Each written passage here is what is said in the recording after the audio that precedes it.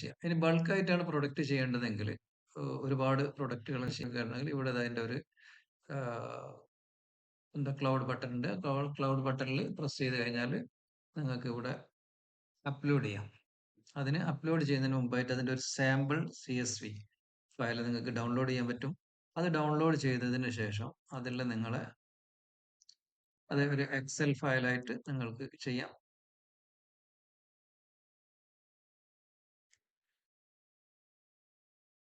ഇതിൽ എന്തുണ്ട്, ഇത് എല്ലാ ഡീറ്റെയിൽസും ഉണ്ട്. ഇത് നമുക്ക് ആദ്യം എക്സൽ ഫയലിലേക്ക് ഇത് മാറ്റിയിട്ട് എല്ലാ കാര്യങ്ങളും ഈ കോളത്തിലുള്ള കാര്യങ്ങളൊക്കെ പൂരിപ്പിക്കാം. ഇവിടെ പ്രൊഡക്റ്റിന്റെ ഇമേജ് ആണ്. ഇമേജിന്റെ കാര്യത്തിൽ വരുമ്പോൾ ഇമേജ് ചെയ്യുമ്പോൾ ഇവിടെയാണ് ഇമേജ് ഉള്ളത്. ഈ ഇമേജ് നമ്മൾ ഒന്ന് അപ്ലോഡ് ചെയ്യുന്നു. നമ്മൾ സിംഗിൾ ആയിട്ട് തന്നെ അപ്ലോഡ് ചെയ്യണം ഓരോ ഇമേജുകളും. എന്നിട്ട് ഒരു ഇമേജിന് ഒരു പേര് കൊടുക്കുക. തൽക്കാലം പ്രൊഡക്റ്റ് 1 എന്ന് കൊടുക്കുന്നു. ഒരു ഇമേജ് അപ്ലോഡ് ചെയ്യുന്നു. അത് അപ്ലോഡ് ചെയ്തു. യെസ്.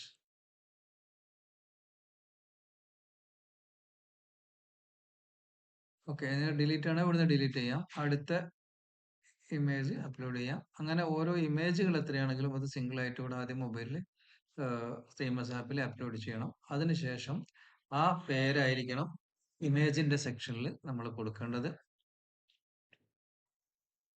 ഇവിടെ വീണ്ടും ഒരു ഇമേജ് അപ്ലോഡ് ചെയ്യുന്നു.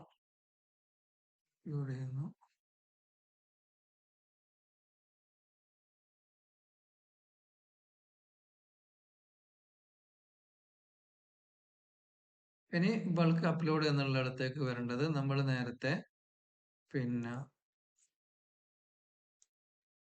ഡൗൺലോഡ് ചെയ്ത് വെച്ചിട്ടുള്ള സാമ്പിൾ എക്സൽ ഫയലിലേക്ക് നമ്മൾ പ്രൊഡക്റ്റ് പേര് എഴുതുക. പ്രൊഡക്റ്റിന്റെ ഇമേജ് കൊടുക്കുന്നിടത്ത് കൃത്യമായിട്ട് നമ്മൾ നേരത്തെ ഇമേജിൽ കൊടുത്തിട്ടുള്ള പേര് തന്നെ കൊടുക്കണം. ചോക്കോപ്പി, അതേപോലെ തന്നെ പ്രൊഡക്റ്റ്, ഈ രണ്ട് പേരാണ് നമ്മൾ കൊടുത്തിട്ടുള്ളത്. അത് അതേപോലെ തന്നെ മിസ്റ്റേക്ക് ഇല്ലാതെ കൊടുക്കണം.